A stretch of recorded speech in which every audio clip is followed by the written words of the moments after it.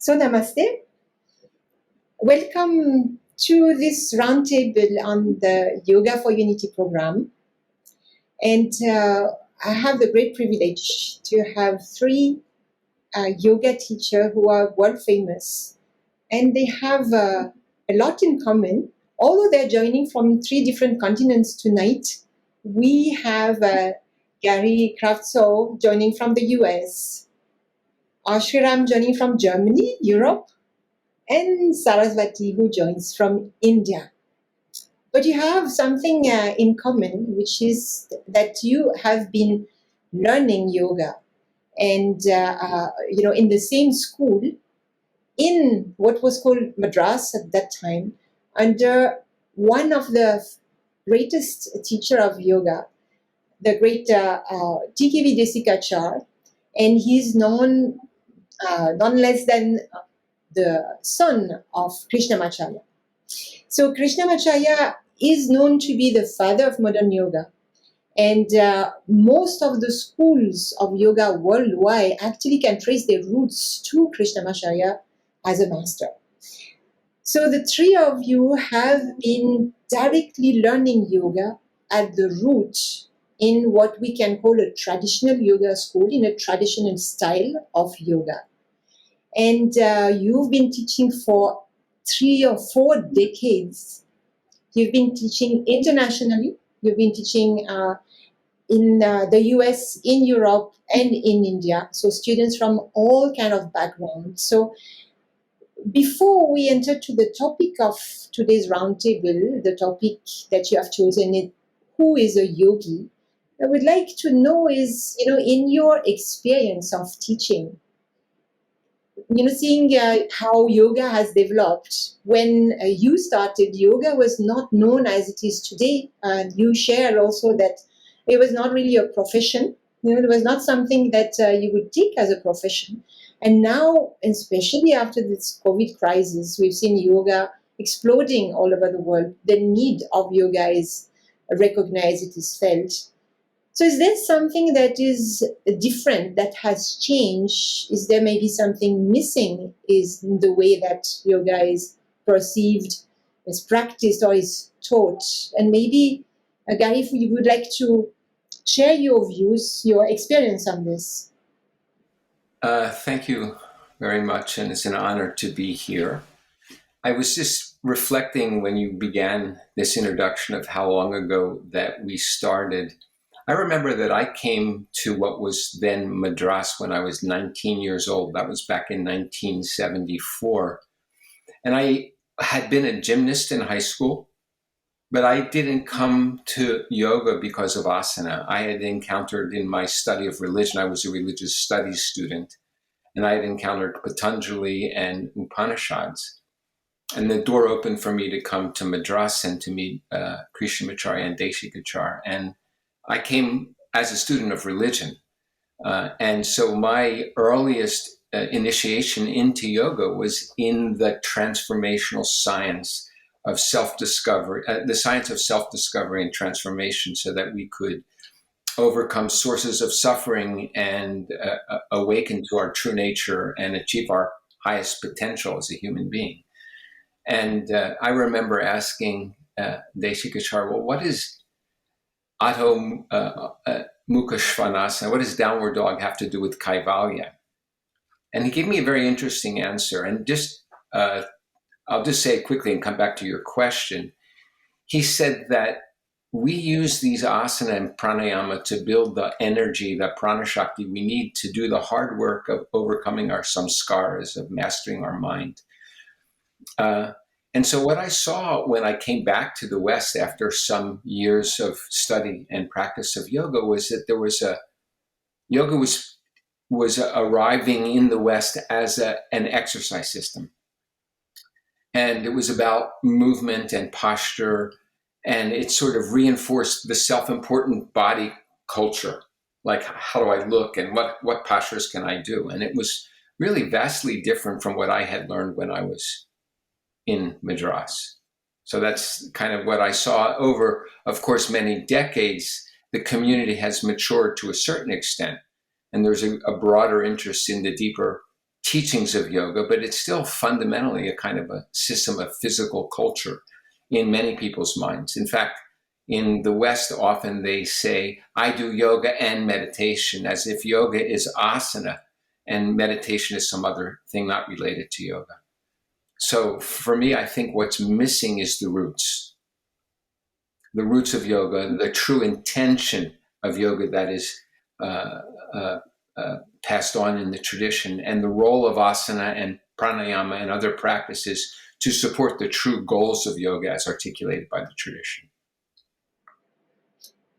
Thank you, Saraswathi. I see you nodding. Would you like to add something? Yeah, I think it's important to ask ourselves, how are we understanding yoga? What is the definition that we hold in our mind about yoga? And there are many definitions the texts talk about. And this is the first thing that we learn in our training, because we really need to know what I am learning and practicing. Is that got something to do with yoga at all? So whether it is about bringing the body, breath, and the mind together in asana, or whether it is to reach a point you have not reached before, that I see yoga as a kind of a progress, as a movement towards something higher, whether it's discovering my deeper potentials or overcoming some of my challenges that I experience in life. So I think the whole understanding of yoga and how it comes alive in our daily life, that's a very important aspect that we have somehow forgotten in this whole drive towards making yoga more asana based. And I don't even know whether you can call it a yoga asana. It's a kind of a physical culture. And I'm sure Sriram will talk a little more about that. How's asana yoga and what makes it yoga? But for me, at a very fundamental level, I think what is missing, like Gary said, that the connection to the roots, the philosophy behind yoga. And philosophy is not some kind of a dry, theoretical, obscure set of theories that we just learn and remember and talk about it as an intellectual pursuit, but really how do you bring it alive in our daily life, in the way we bring it into our asana, into the way we live and make our choice. So that aspect, one is not having connection to the roots. Second is connecting the philosophy to the practice and really bridging that gap between philosophy and practice. I think that's what is really missing today. And maybe Shira will have more to add. So, Sriram, you've been learning and teaching yoga first in South India, Madras, where you started your yoga career, but then you moved very early to Germany. So, is that also your feeling that more often it's a physical exercise than are you able to give those roots also to your students? How do you manage this difference? Yes, it is a dilemma actually, because as Gary pointed out, even my own history, for me, yoga didn't mean asanas at all. Actually, I wasn't seeking any physical practice at all when I went to Desikachar. And this it's very paradox that we are putting the body into such a sort of into so much focus in yoga practice. But as Saraswati pointed out, why not?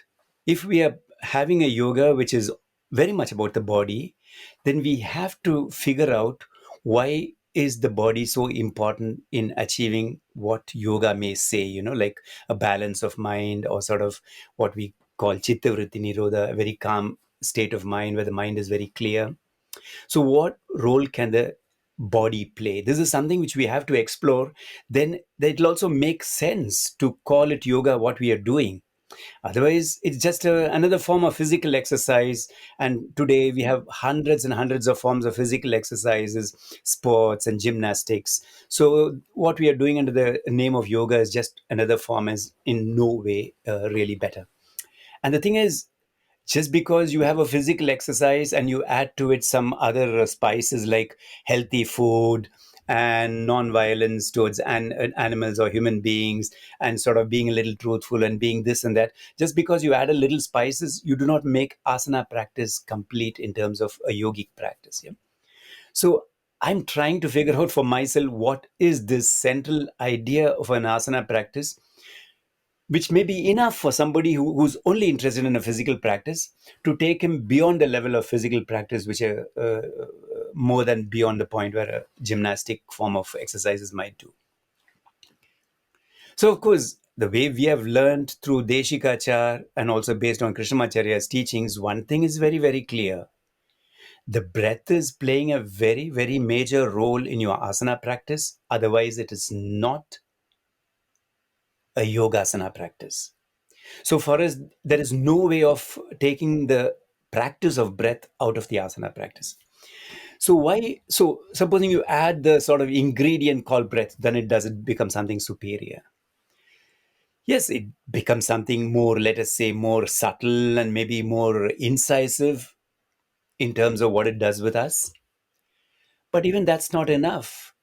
See, we are developing in asana practice, I think a core idea is, even as Patanjali puts it, Prayatna Shaithilya Ananta Samapati, meaning you're going into a very deep practice where you're really working on your body, trying to bring something out of the body on the one hand. So you're really very deeply engaged with the body. On the other side, Ananta Samapati, meaning your mind is far, far, far away on the sort of infinity.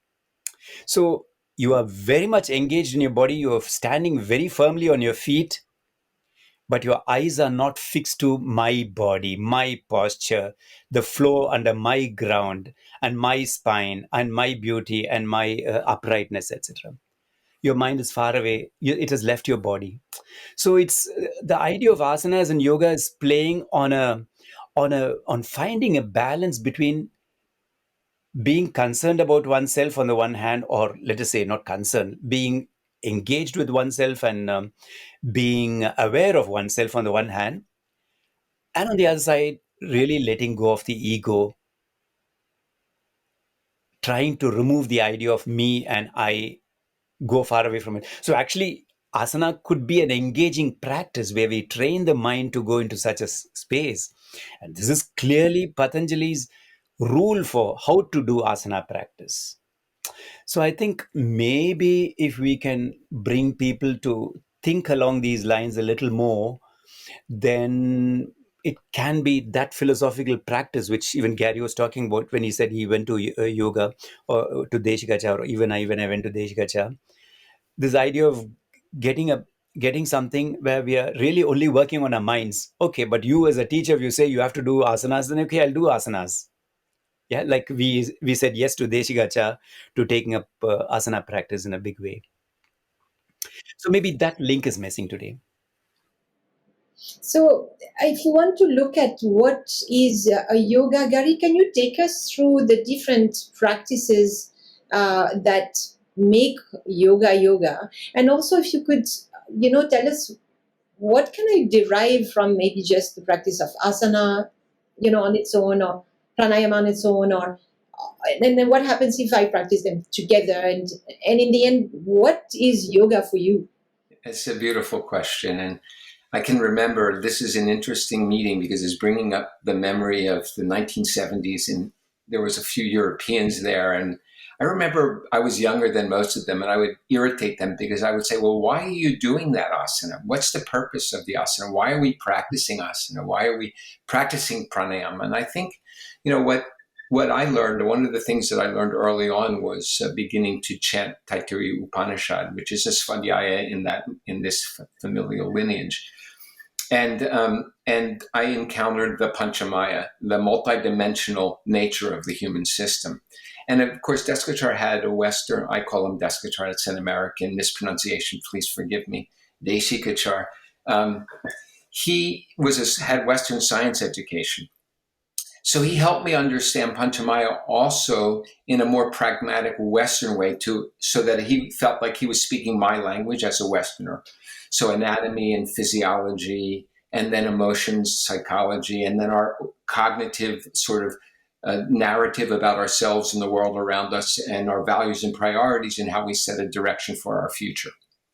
And so he helped me understand that you are this integrated composition of an anatomical structure that supports a physiological system, that that you have these emotional reactions in relation to the world around you so that you can fulfill your biological imperatives of survival and reproduction and status in society. And then you have ideas about yourself and the world around you.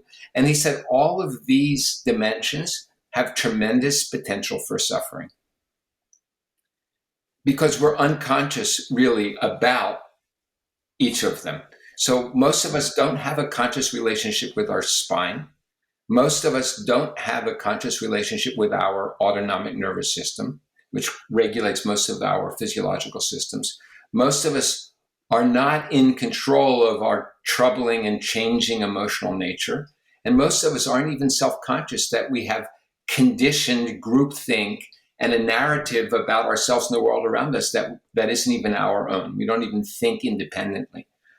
And so the practice of yoga, he said, taught me that the ancients developed the practices of yoga to help individuals fulfill their sanatana dharma, or live in harmony with sanatana dharma and fulfill purusharthas, the purposes of life. And along the way, we can use the asana practice to cultivate a conscious relationship with our spine, and via our spine, the rest of our functional anatomy, so that we can maintain our condition as we move through time, as we age. And of course, as Sriram said, the primary tool for developing this conscious relationship to our anatomy is the breath. And of course, the mind, which regulates the breath and controls the breath consciously. And then pranayama, he said, supports the breath in asana, but breath in asana prepares the breath for pranayama. And pranayama as a separate practice in relation to just our multidimensional nature has a tremendous role in helping us create a conscious relationship with our autonomic nervous system.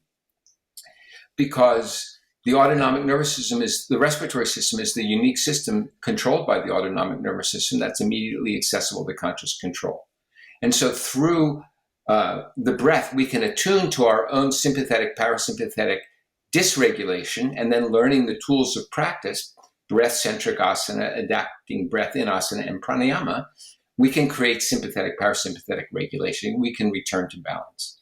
But breath also relates to our emotions.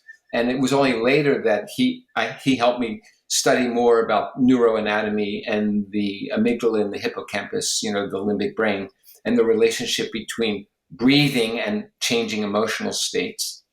We can also use the breath to influence or balance our emotions and, as Patanjali says, clarify our minds. Tatah kshiyate prakashavaranam.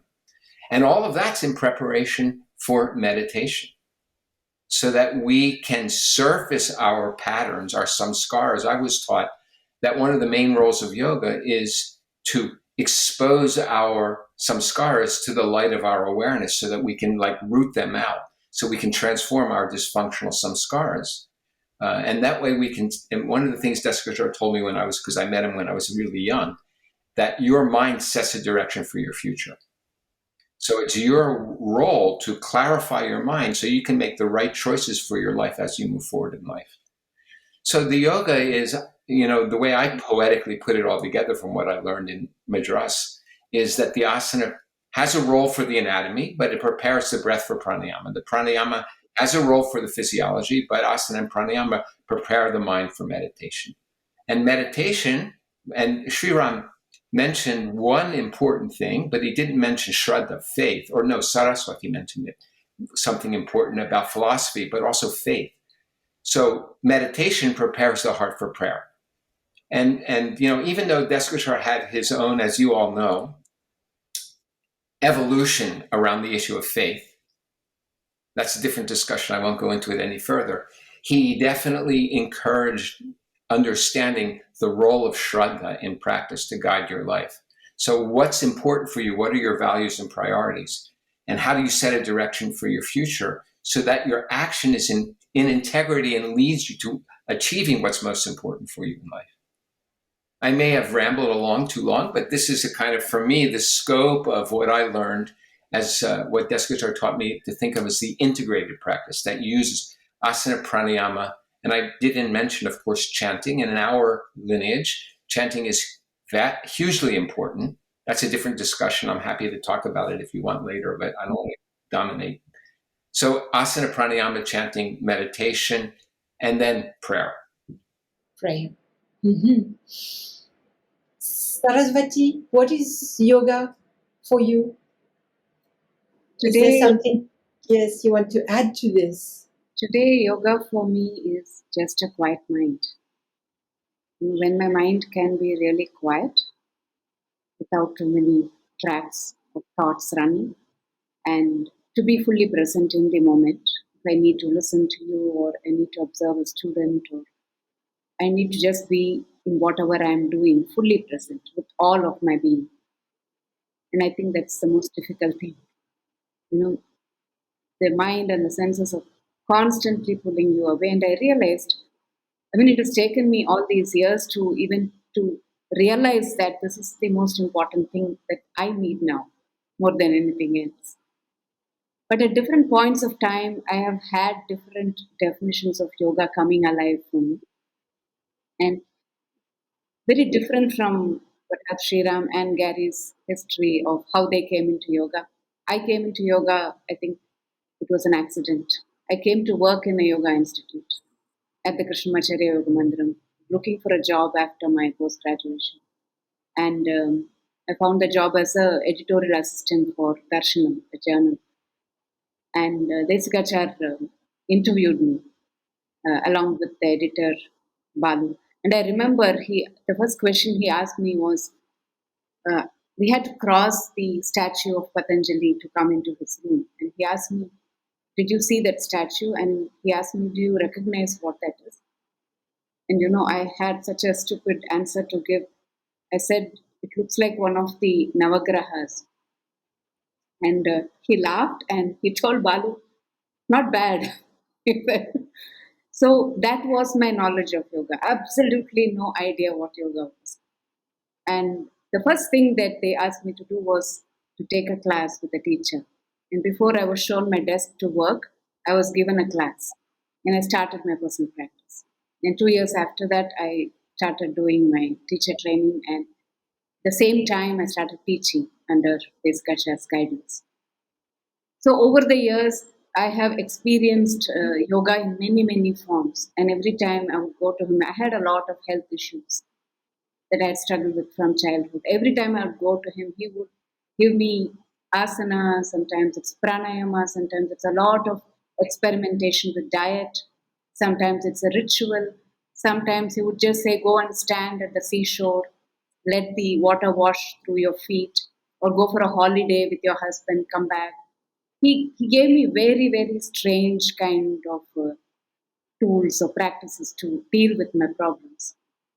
And somehow through my own healing and the way I saw people healing through yoga, through very simple breath-based practices, I realized there is something here. There's something so powerful here that I need to understand. And by then I had developed a very, very strong interest in wanting to work with yoga therapy, because that was really Desikachar's main area of focus, at least the period I studied with him. But I realized how the study of the Yoga Sutra and the Bhagavad Gita and the chanting and everything else was weaving together so beautifully, just what we needed. And I could just soak in at 21, of course, a little older than when Gary came to yoga, just soak in everything and just grow in that environment. And it was so nourishing. And for me, all of that was yoga, is yoga. So anybody can come to yoga at any stage, wherever you are, and whatever you can do, whatever you can understand, you can start there. And that was Desikachar's philosophy. You have to meet the student where they are every time. And that has been my learning, and that's been my greatest inspiration to be on this path. So is there a difference between yoga and yoga therapy? Because we saw yoga, the different steps, and now you talk about treating healing through yoga. So what's the difference? Yeah, in this tradition, Mostly people came at least to Krishnamacharya Yoga Mandiram, and the people I see, nobody comes saying I'm perfectly healthy and I just need a practice, a spiritual practice. There are people, very rarely, but mostly people come with some problem. And even if they don't talk about a problem, they'll talk about it later. By the way, I have migraine. By the way, my knee is weak. So, as a teacher, you needed to know what to offer them and offer them what is appropriate, that you don't cause harm in the first place, even if you can't help them. So, slowly over a period of time, we learned. And so, I wouldn't call myself a yoga therapist, I'm a yoga teacher and who learns from the student what I can teach them so that they can heal themselves or at least manage their problem or prevent future problems and also progress on the path, whatever they are capable of taking from yoga and working with. As a teacher, I should be able to enable them. And if I can't, I should at least guide them to somebody else who can guide them. Mhm. And so we spoke about asana, pranayama, meditation. Uh, what about the first two angas, Sriram? Are these the roots of yoga or are they prerequisites or together? The way I have learned this, and also the way the Sanskrit Patanjali puts it, we are talking of 5 angas plus 3 angas. The word anga means part, and in as much there is no hierarchy or there is no chronology, so we are talking of 5 parts which are sort of outer parts, and 3 parts which are inner parts, and altogether there are 8 parts of yoga practice. So in that sense, that we are all engaged so much with the idea of asana is not too strange or unusual, because it's maybe the easiest point at which you can start to engage yourself in some sort of a self transformation. It's the easiest point. So let's say I'm little dissatisfied with my own emotionality or with the lifestyle I'm leading, or I don't know if I'm doing this job and if it's the right if it's going to take me to the right future. So I'm having all these internal questions, and I start doing asana practice in some yoga school. So maybe it's not a wrong thing, because actually what triggered me off is some sort of a dissatisfaction with myself.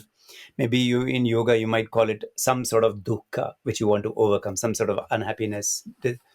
So through asana practice, maybe I start to reflect upon my own emotionality, or the violence or the aggressiveness, or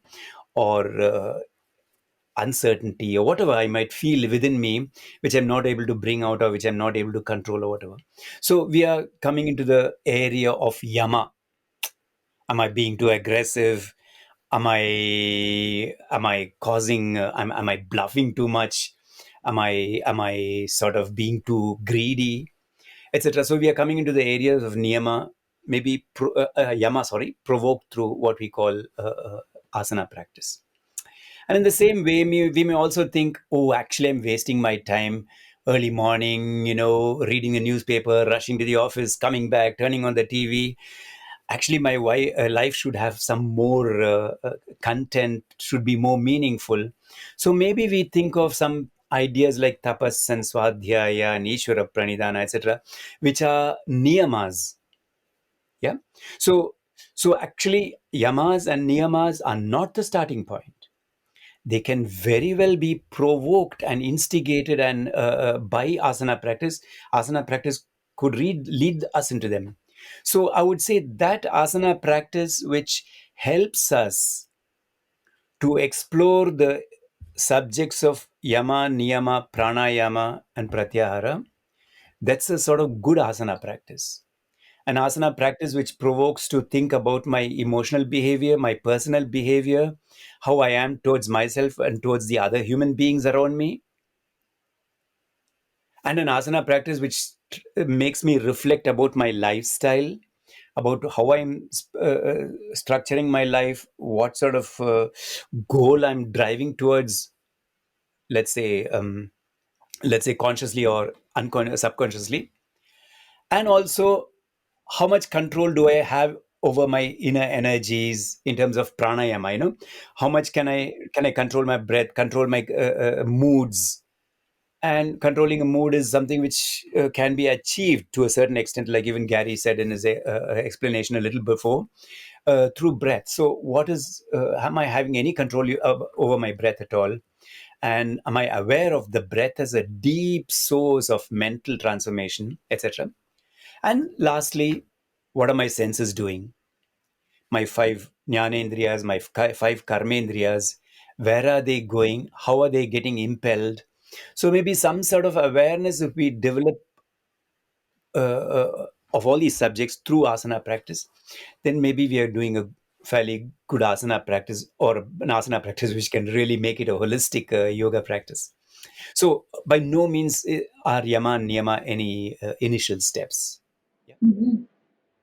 Gary, you look That's like my you want to add something, Well, I think, yeah, it's so wonderful to hear my friends speak so clearly. I just add that, um, you know, you could be a person with an apunya person with bad intention, self-serving intention, and develop a strong practice. In fact, I was taught early on about Hiranyakasipu, who was a great sadhak. He was a great practitioner, and he was a demon, and he was granted a boon by Shiva. Anyway, that's another story. So if you don't, you can use asana, pranayama, and meditation are tools that can make you stronger and more powerful and lock you deeper into your dysfunctional patterns. And so I agree with Sriram that yama niyama are not a start necessarily, but yama niyama, if you don't have those qualities, then your practice will reinforce your dysfunction. We need something, some system, some reference, a guru, a teacher, or a philosophy, as Saraswati said, that can help us really surface our own intention and transform it from self-serving to more selfless. So, I mean, Patanjali's teachings are very clear, and I was taught that, that the yama, niyama, or the ashtanga, they grow together.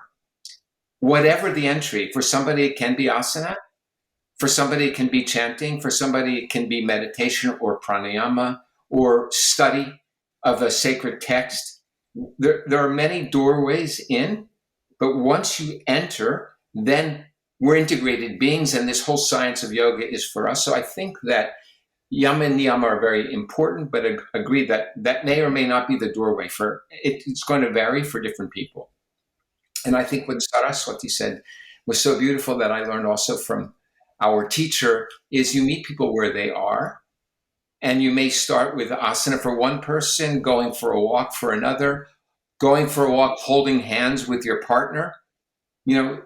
All kinds of creative things emerged when I watched our teacher work with people. It's extraordinary. And so it freed the mind from any fixed idea of how to begin.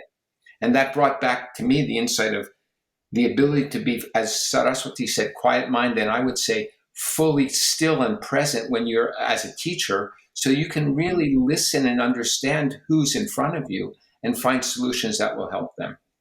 And I think the last thing I will say for me, the first definition that Desikachar taught me that was important for me of yoga was dukkha samyoga viyoga yoga, which is from Gita, which is that really if there's this unhappiness, if there's this suffering, there's a reason.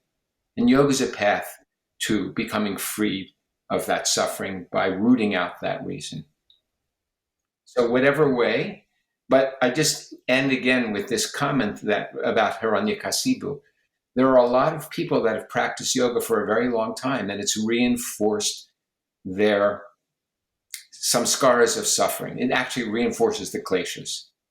So it isn't the practice, it's the relationship to practice that makes it transformational. In my mind, it's that relationship to practice that makes it true yoga. Otherwise, it's just another system to reinforce dysfunction. So would you say in this, the fact that you may not get this action, cleansing action of pranayama and asanas, is the guide, the master studying under someone, is that a possibility to be maybe more, guided towards not going into your own tendencies? Are you asking me? I'll make a quick Yes. comment. I feel like I've received a great gift in my life to be in Krishnamacharya's house and Desikachar's house when I was 19. And I was initiated. Like, I feel like this tradition, this sampradaya, that, it's initiatory.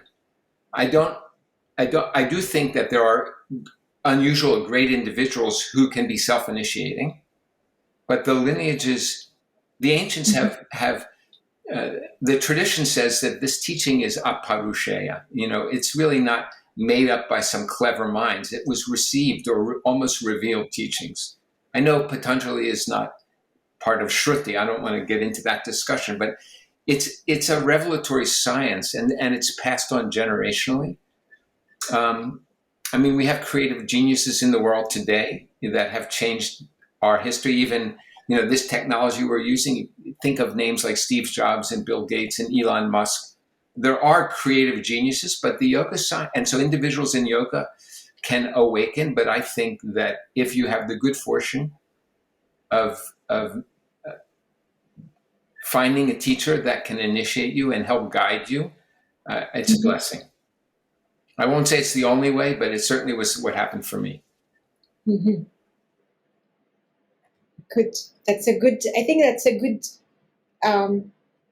something nice to point out in a world where we can learn yoga on YouTube. So, to learn from, it's really written that pranayama should be learned only under the guidance of a,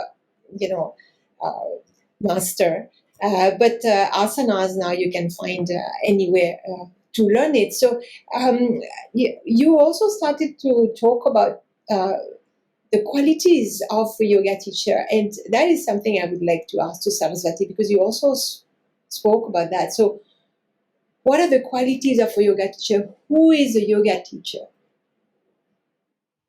I really would like to ask, and that's something that I ask myself every day.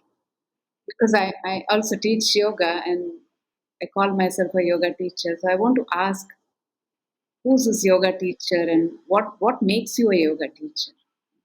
What gives you the worthiness to call yourself a yoga teacher? And the first thing that comes to my mind is that, do I have a practice that will help me to really connect with myself at a very deep level, not just understanding my body and my breath, but really knowing who I am. If I have a better understanding of myself, then I will be able to live my life in a better way and offer what I can to my students. So it's really coming back to my practice. And do I have the time, the space? Like I said, yoga is a quiet mind. So I'm really beginning to discover that if I'm going to be teaching more and more, if I'm going to just be spending more and more time living this life of a yoga teacher out in the world, I'm not going to have this quiet time to really reflect and understand what is the purpose of my life. So then, is it just a profession that I fill my days with 8 hours, 10 hours, or whatever? Now, I can do it at any time, 12 in the night, because I can teach somebody in some other part of the world online. What is it? Yeah. And what I come back to is what I have heard Desikachar and many of our senior teachers talk about is, do you have a very deep, abiding interest in the well being of the other person, the people around you, and do you want to really help them? And that is a thing that I have to ask. If I don't have that deep yearning to be of help in whatever way possible for somebody else who's suffering, then I don't think I can step into the shoes of a yoga teacher. And this is something I have to ask myself every day. Because if I get too tired and I'm glad that a student cancels the class, and I have to ask myself, where is my energy? Why am I not conserving my energy and really putting it to proper use? If I get too tired that I'm not able to practice, then what is really happening to me? And if I'm so distracted that I'm not paying attention to my food and my lifestyle choices, then what is really happening to me? And so every day I have to ask myself this question, and that is really my swadhyaya, because that's the one which will help me to make better choices, conserve my energy, and direct it in a way that is purposeful. And if there is a reason why I'm here in this world, I have to discover that and I have to live it to the best of my potential. And this is what I think as a yoga teacher I should be able to offer my students. You know, be the catalyst for them to discover their potential and live it. Yes. So have a practice not just to be a model. Of course, it's nice if you're a model, but to create the space for your students to grow and to learn. Sriram, would you like to add something to this idea of what do you feel is a yoga teacher? How do you recognize a yoga teacher maybe in your students? You also shared that you were actually asked to become a yoga teacher when you were a student. So, what was that sudden moment of transformation or the point you arrived at that made you a yoga teacher maybe at that time? And how do you now see your students grow into yoga teachers? Mhm. Yeah, actually, Saraswati has put the answered it very beautifully and brought all the main points, I think, which I would also share regarding this question. Um, in terms of why I was asked to teach when I was a student, I can imagine one reason. Deśikācar probably saw a potential in me. Oh, here is a young man who could be a good teacher, a good listener. So he brought this, he wanted to bring that out and said, you ought to teach actually. And I was somebody who was very, very far away from the idea of wanting to help others or do any therapeutic work or something like this. Did not interest me any bit. I was engrossed in my own philosophical inquiry, and so I was not at all interested in the subject. But he somehow saw that maybe this person has certain qualities. So I would say, in that sense, as a teacher, I see today it is my task to find out or to not just know how the spine of some my student is, whether it is it's got such a curve or such a curve, or which part of his or her body has pains or whatever, but also to know what are the potentialities, what are the good qualities, what could be brought out of this person who is in front of me and wanting to learn something called yoga from me. I think it's very important. That's one essential quality in a teacher, which means basically what you got to do is you ought to, as Deśikācar would say, listen. And very clearly you're using the word listen. I mean, of course, in English language, it's sort of, you can, I don't know what you call a palindrome or whatever, you can put the letters together and you got silent, If you put the letters of the word listen and you have the word silent out of it. But there is something about listening and silence. And I think it's maybe not even a what you call coincidence that the ears are the outer extremities of our, let us say, head or whatever, where all the other sense organs are sitting. So listening is the best way of reaching out to other people, of really listening to their sorrow, listening to their happiness, listening to their questions. So it's a great act. So even when, let us say, our teacher Deśikācar was stressing upon the role of chanting and Vedic chanting so much, it's not just about learning some Sanskrit texts which have some interesting meanings, but it's a training in listening. So I think a yoga teacher has to listen, has to learn to listen, has to be very key to listening. And see, it does two things. One thing is maybe it gives me a little more empathy, a little more understanding of the other person. The other thing is it helps me go out of myself. So because only if I really leave myself, I can come closer to the other person. So it's again the same process of foregoing or leaving, trying to leave one's ego behind or egotisms behind, which is very important to yoga. Which is why listening is important. So I think a essential quality of listening is very important, and very, very important what Saraswati pointed out, one's own practice. See, because we may feel elated giving a class and standing in front of 10 or 100 people and feeling like a performer in front of them, and like a magician, with a wand. But ultimately you'll get drawn, you'll get sucked, you'll get depleted if you do not have the nourishment which is your own practice. So I cannot extend my ears and go into the sufferings and soul of other people all the time. So because that will deplete me. So what is going to nourish me? It's my own personal practice, my personal sadhana. So I think that's very, very, very important.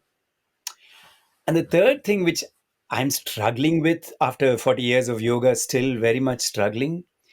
And this is maybe one of the biggest, biggest tasks in yoga.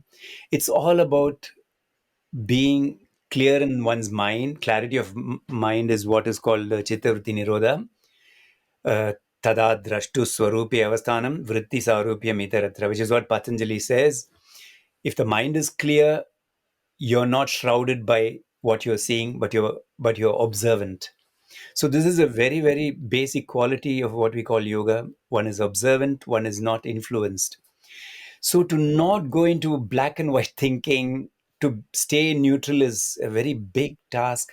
So I think if you're a yoga teacher, at some level, even maybe at a very rudimentary level, it is important for us to try to stay neutral, not be partial, not be judgmental, not be moralistic or opinionated. That's a very, very major task, and I think every decent yoga teacher has to try to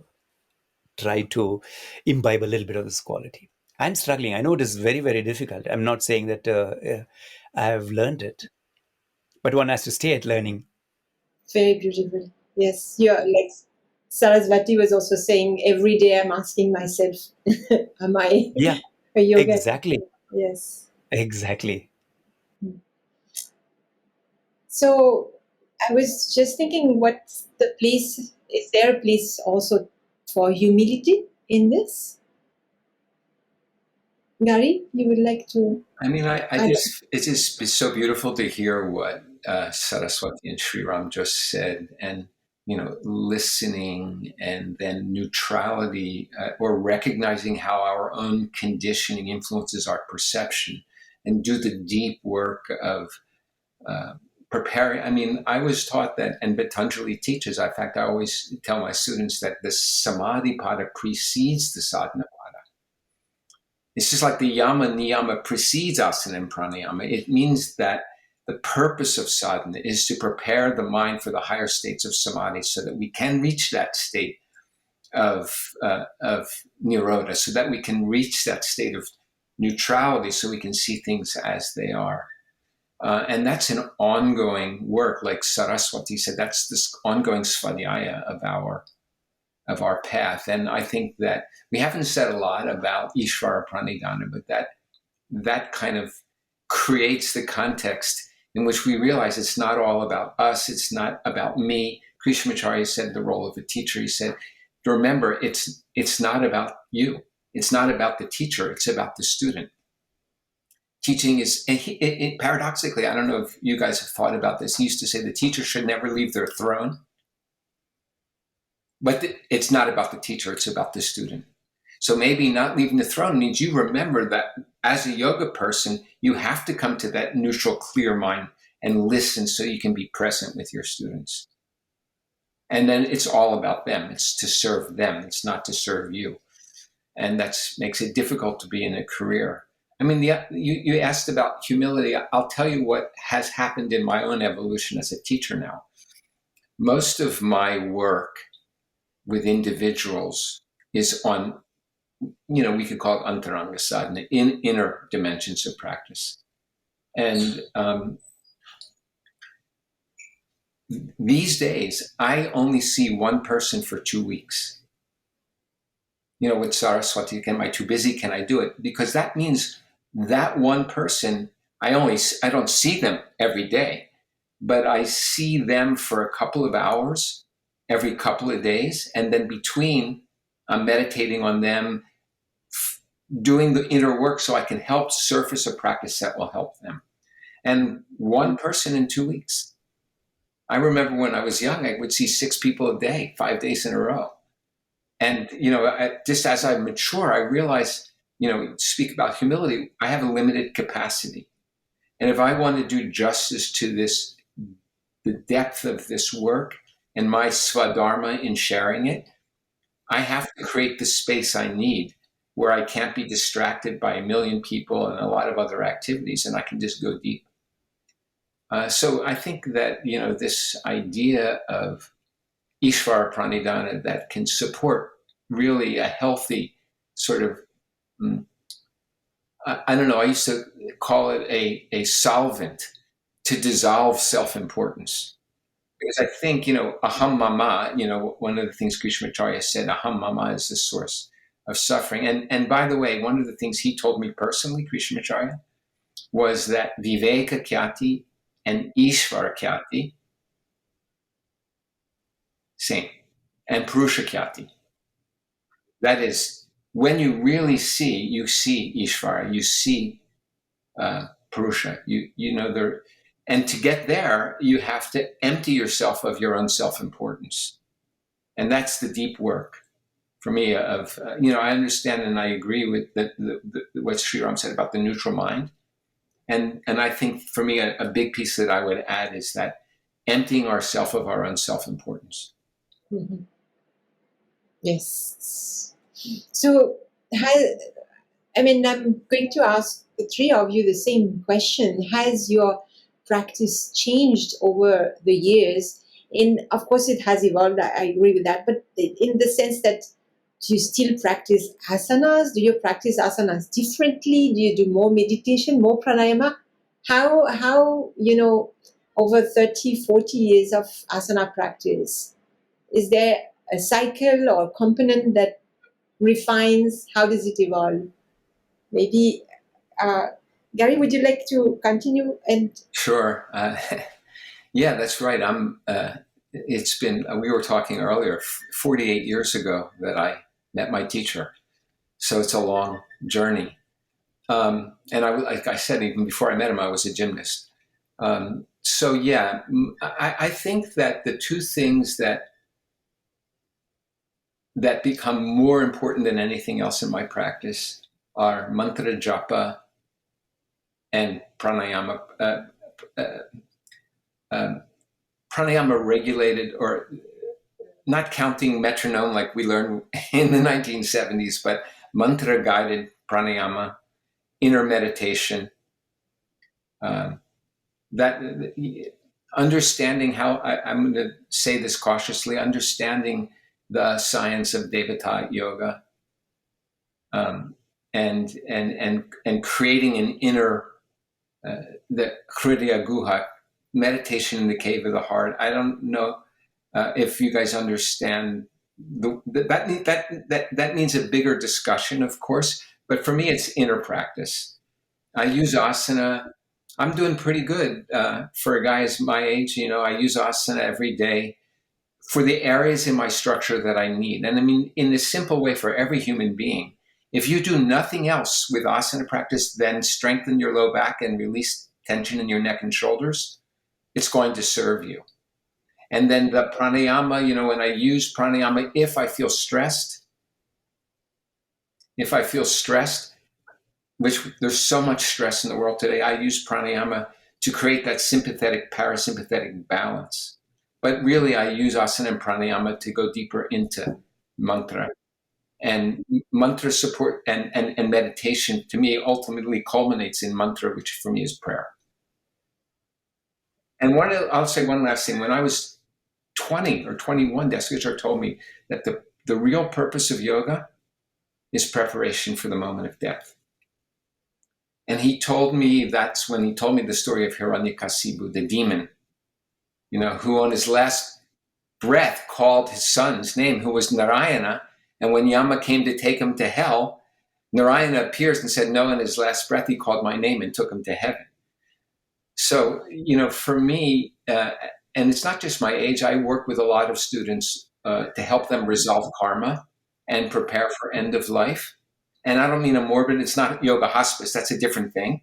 We can do in yoga therapy some things to help people as they age, but I'm talking about the inner dimension of life. So that's where my practice has evolved to. Okay. Thank you. Sriram, do you start your morning with Yashasana? Or That's quite some time since I did something like that. Early morning on the head first on the head. Yeah. Yeah, of course, practice has changed. When I was younger, I used to have a lot of fun in the sense, enjoy asana practice in terms of its physical challenges and also of contorting the body and pushing its limits, etc. I think I have by far left this urge has gone away, has left me, I would say. And in terms of breath too, I have been passionate about pranayama practice, and I've pushed and pushed my breath, the exhalation, the inhalation, the holding, the sort of the bandhas, etc. And I have now I'm close to 70, and I feel that my body doesn't want it. It doesn't want to explore the limits of the breathing, but stay in a sort of more a quiet area of breathing where I benefit more from the quietness of the breath than the sort of strength or the what do you call the intensity of the breath. So in that sense too, my pranayama practice has also changed, I would say. And my meditation practice has changed in the sense, or I would say I'm constantly trying to change it in terms of trying to make it more evolve as a state of awareness than as an effort towards staying linked with something. I mean, this may be part of what we call a movement from dharana to dhyana, or maybe it's just my mind sort of saying this is what you ought to be doing and I'm doing this. I don't know. So, and I hope it's an evolution of my practice. But anyway, my practice is changing, and I see there is some need for me also to do in this because of what my body tells me or my mind demands, etc. But beyond that, what has happened over the years is not in the recent years, over the many years, that there are certain other areas of my interest, whether it is language, yeah, expressing myself in words or in some poems or something, or in terms of music, in terms of singing, because I love classical music and I do a little bit of non-professional singing. That in both these areas, the idea of what is yoga has sort of influenced my way of dealing with it. Or I would say, actually, music is influencing also the way I'm understanding yoga and the mind. And words are also influencing the way I understand yoga and mind. And of course, my practice of yoga, my sort of antaranga sadhana or even bahiranga sadhana, meaning outer practice like asana, pranayama, etc., they are influencing also the way I think I'm dealing with music, etc. So I think that is interesting, and that is very important. And maybe because of a certain movement of age, or maybe because of I don't know whether it's natural or unnatural, but it is a sort of let us say somehow a part of life where it's like you're almost in the third part, and it's all about what do you call it, in dissolution and whatever. So there is a tendency also of the mind to go into sort of a certain gloominess in terms of, oh, how the world is and what is happening with the world, etc. And the past which one has left behind, etc., or in terms of less life in front of me than there was before today, so to say. So this sort of a certain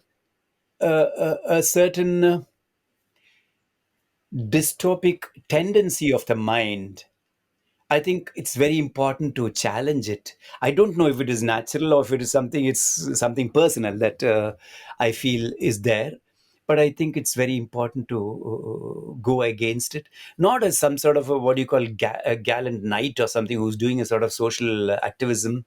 I don't believe in it. I think it's at a very personal, deep level. One has to tackle this and sustain maybe what Gary said, Shraddha, a deep faith, a deep love for life, a deep sort of interest in what is life and what is living and what is beyond, etc.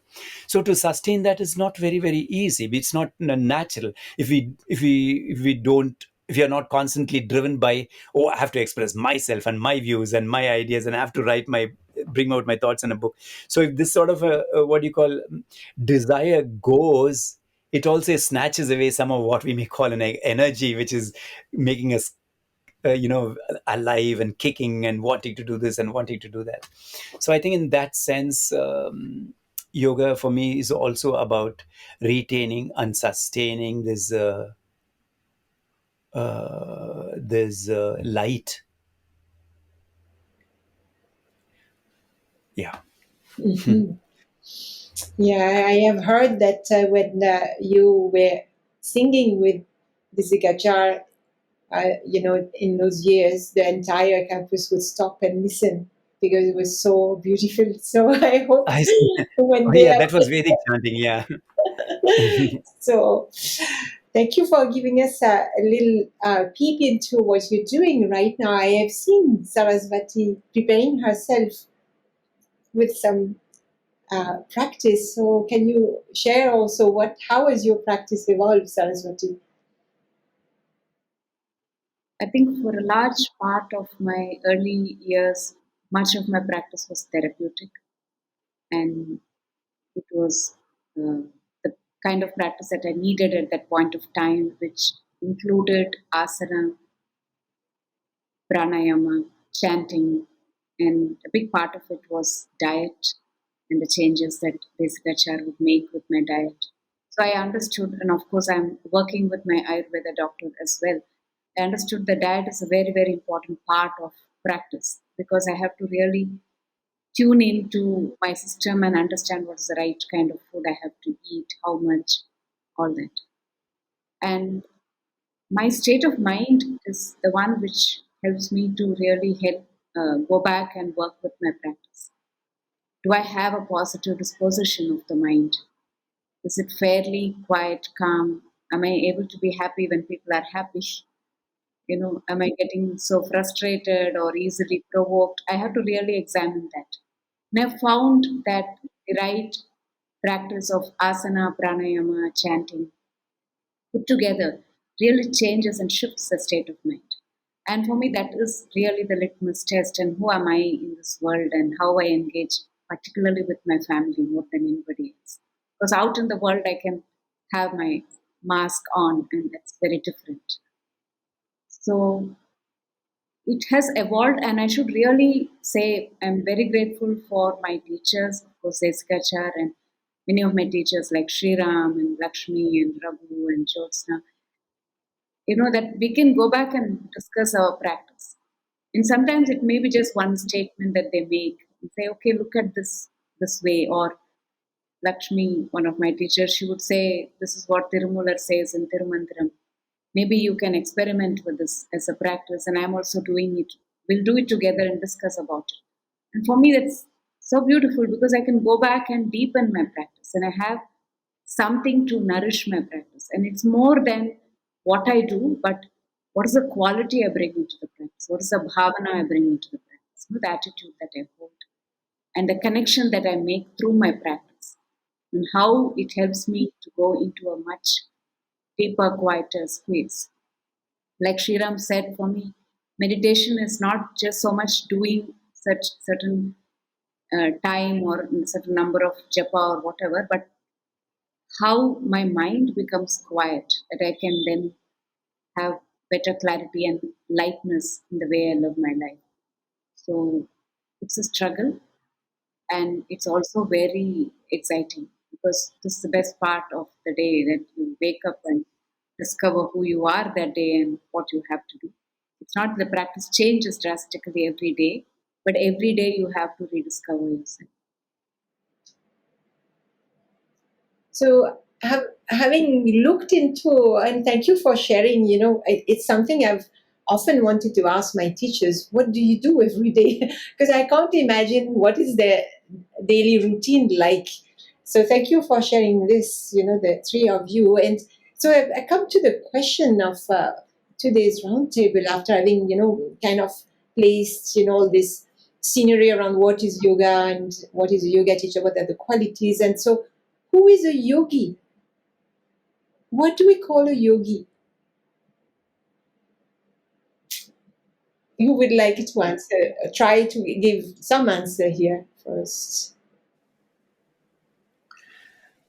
I remember hearing from my teacher, obviously, 3 Sanskrit words that sound the same: rogi, bhogi, and yogi. So rogi is cognate to the English word rogue, and a rogue is a word that we use to describe somebody that is maybe a criminal or maybe not a terrible criminal, but a rogue is somebody that's after their own self-interest, even at the expense of others. And then a bogey is somebody that is a good person, perhaps, but it's all about them, and they want to enjoy and have good food and good friends and do good things, and it's all about their enjoyment. And the yogi is somebody who, this is what I was taught, sacrifices their own self-interest for the sake of others. So that I always remember because I was quite young when he taught that. And so that idea that for me, the path of yoga is a path that I want to understand.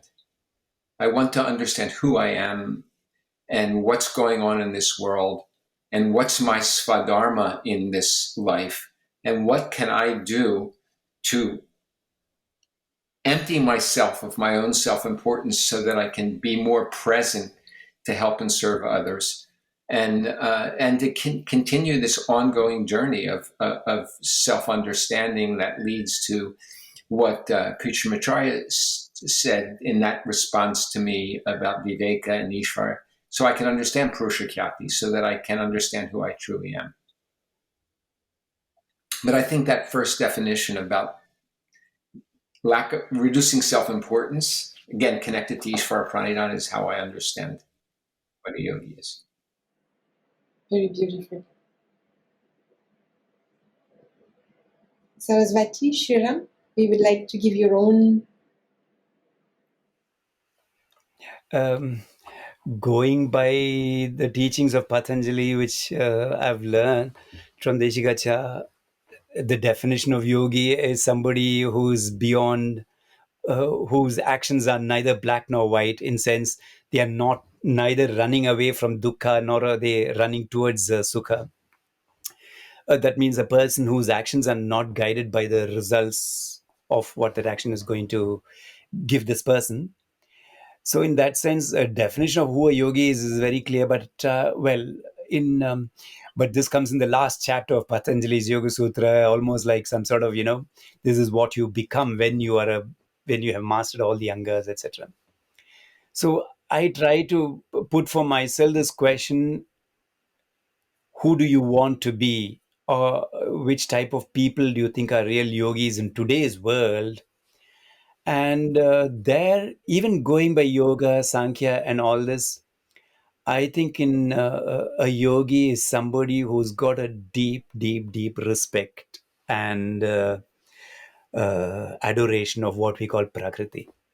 Prakriti in terms of nature, matter, etc.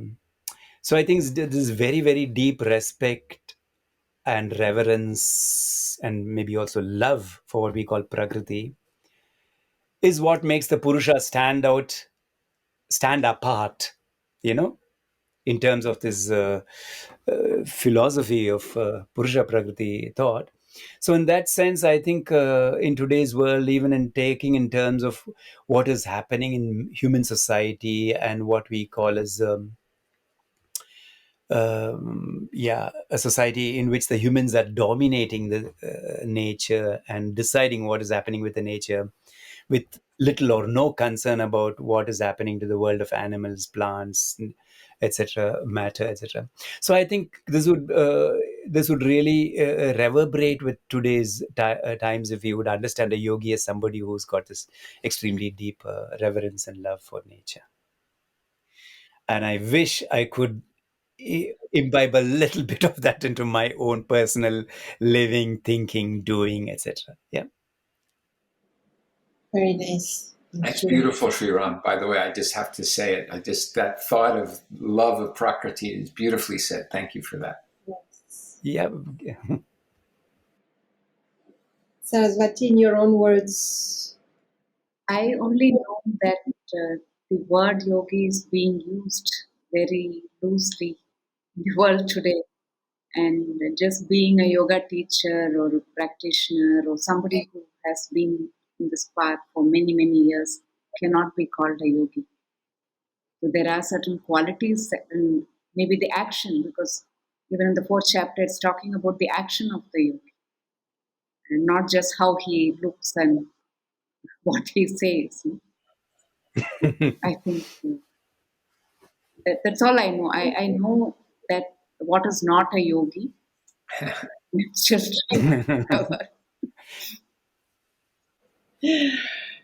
Yes, you were all, in the discussion we had, pre-discussion, talking about established in yoga. So that's, you have brought, in this last part, the role of a yoga teacher. We spoke about the qualities of a yoga teacher, from, having an own practice, the right time and the right space to take care of others, the listening uh, uh, propension to be able to also create that space to be able to help others. But when we talk about yogi, you all took it to a completely different level, very deep. Each one of you in your own, bringing the idea of sacrifice and respect, reverence, which is more than respect.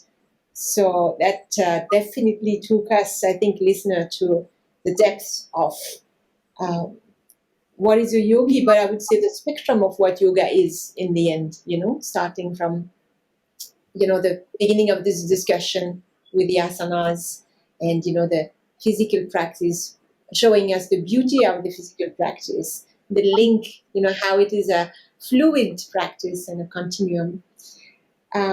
So before we close this roundtable, I would like to know if you would like, each one of you to add something to this discussion, if you had a remark to make. Very interesting that you brought three of us together into a conversation. It may not have happened in this way, so it was very nice also to meet together with Saraswati, who I've been meeting regularly over the last years, and Gary, who have known me from many years ago, and who I met after many years, three years ago. To have that you've brought us together and that we could share our thoughts on the same questions. It was very nice for me. It's interesting when you asked that question. The word that just came up in my mind was gratitude. And, Yeah. and bringing the attitude of gratitude, I know that sounds like a cliche, to each moment and to this moment. And thank you so much for this gathering. And I feel grateful for what I've received and for what continues to unfold in the mystery of this life. We have to give our thanks to Saraswati, who actually brought the three of you Yes. together. And I have to thank you very much, because I'm feeling very deeply touched to be able, maybe allowed, to be part of this discussion and ask such question. I hope I have made good host to this session, and I want to really thank you. I think it's going to open, the mind to what yoga is to many of our listeners, and I hope we'll have you again in our programs. So thank you. Thank you. Have a very good day.